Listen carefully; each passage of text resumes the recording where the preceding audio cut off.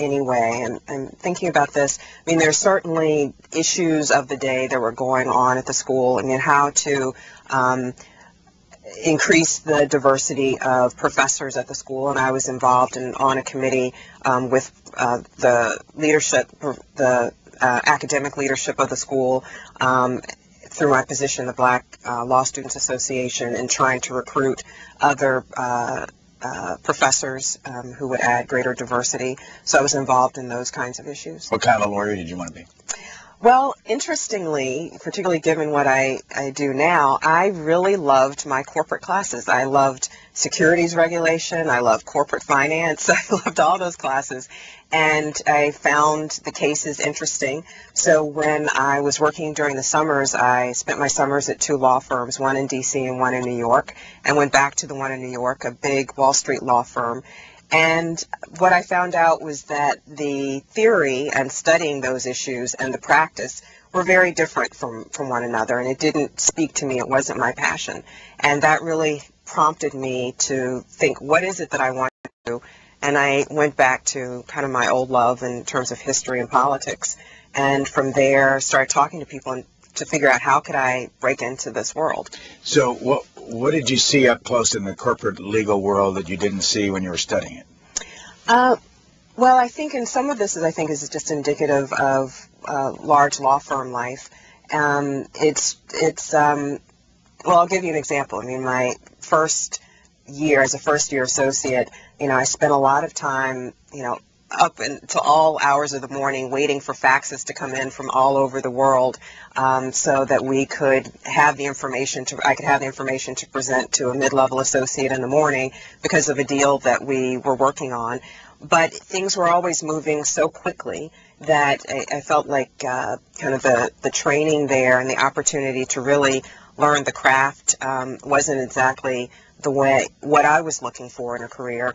And to substantively, kind of the passion of feeling like I'm getting up every day and I'm working this hard to make change for what purpose. And for me, it really went back to the idea of how do you transform the country? How do you help people who don't have access to government, people who can't speak for themselves in this process? And I found that to be my passion, and not necessarily working on debentures and S1 and S3 public offering prospectuses. So, what was your first job here then? My first job was as an assistant counsel to the House Judiciary Subcommittee on Civil and Constitutional Rights. Who was the chairman? Don Edwards from California. He was just an amazing man. He's from San Jose, been in the House for a long time, often called the conscience of the House when he was in politics and in the Congress. So I was one of his assistant counsels and worked on rights issues and religious liberty issues and other issues like that. How'd you get that job? As I said, I was at the law firm and realized this just isn't for me. And I started making calls because unlike going to a law firm where you know what the interview process looks like, figuring out how to work in Washington is really complicated. And I try to be helpful to people on this issue now. So I started making some calls, and someone put me in touch. I went back to an alumni event at Michigan, and a visiting professor, Ted Shaw, who's now head of the NAACP Legal Defense Fund, and he said, you know what, call a friend of mine who works for this subcommittee, and maybe she'll talk to you. So I did, and she said, you know what, we have an opening. It's the first time we've had an opening in 10 years.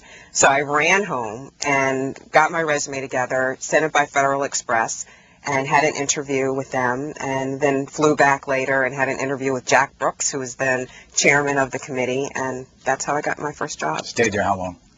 I was there for over 2 years, and I would have stayed longer, except Chairman Edwards decided that he was going to retire. So I thought, well, this might be a good chance for me to make a change, which ended up being, prescient or fortuitous, because then the House flipped in the '94 elections, and lots of people lost their jobs. But by then, I had moved to another job. How important was the Voting Rights Act of 1992?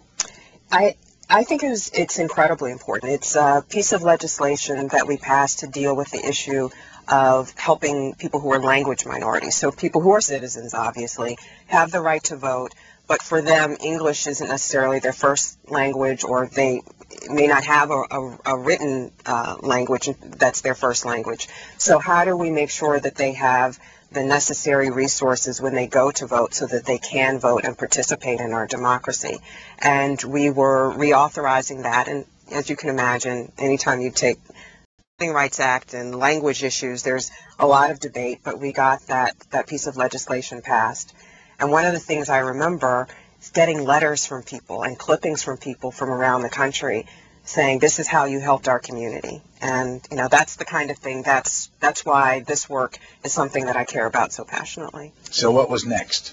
And what year? Would it have been 1995? It would have been 1995. So I then went to the Equal Employment Opportunity Commission. Same place where Clarence Thomas ran. Absolutely. And many of the people I worked with had worked there with him. And I went there. Obviously, it was a new administration, so they were bringing new commissioners in, or some new commissioners to fill open slots in. And I was a political appointee to be the director of the Legislative Affairs Office. And I was there for about a year.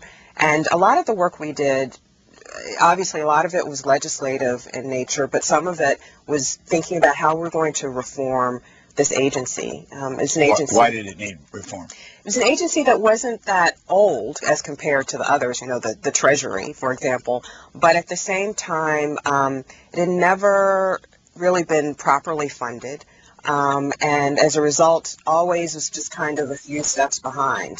So how do you service people appropriately who are filing claims saying, I've been discriminated against at my job? So how to make that system work. And the chairman, Gil Casillas, was really, he was determined to try and make it a better agency, to help it run more smoothly, to try and build support on the Hill for it to help get the kind of funding that was needed. Let me ask you, what may sound like an odd question, but how do you know when somebody is crying discrimination when they're not being discriminated against? They're just using race. In terms of the actual legal process? No, just when you see it on a day-to-day basis, when you see somebody, you know, you say, That's what's the flag for you? A lot of it, I think, comes out through conversation and trying to find out what really is the root of the problem. And I think, particularly being an African American woman, I mean, I know that there are times something will happen, and you know, you think, is this something that's a race issue, or is it just, you know, a lack of courteousness, or you know, this is the way they would treat anybody. And I don't think that there's any particular test, and, you know, there's no silver bullet to figure that out, but I think you have to delve into the facts. You have to be honest with yourself about what's going on. You have to understand the history, and sometimes you just have two different perspectives, and through conversation you can figure that out. But luckily we also have a legal process in place that in some ways builds on those same things, you know, an investigation to figure out what's really going on, what the environment looks like, to figure out if someone has been discriminated against. Kind of a two-part question. Have you ever felt that you were an affirmative action decision? And secondly, when it comes to the whole business of being a woman, African American, have you felt discrimination? In terms of your first question, I certainly believe, you know, going through the process of getting into law school and trying to build diversity in the class at the University of Michigan and other places, that yes, that, you know, I was, race certainly was a factor among other factors with regard to my experience. And, you know, my grades and my honors work, as well as my cultural perspective and experience, all entered into the decision-making process, and just as it did, you know, think of people who I spoke to while I was at Michigan who weren't African American, you know, because of my military experience or because of my gender, I feel like that had a part to play. So I think that absolutely, and I think race and gender and a range of different issues are appropriate to consider because everybody benefits from greater diversity. In terms of being discriminated against, to be perfectly honest, I had an experience, well, there are a couple of different things. I remember once being little, and we were at a park and playing, and met some other kids, and we were playing, and went and kind of had lunch and came back, and the little girl said, you know, I can't play with you anymore because you're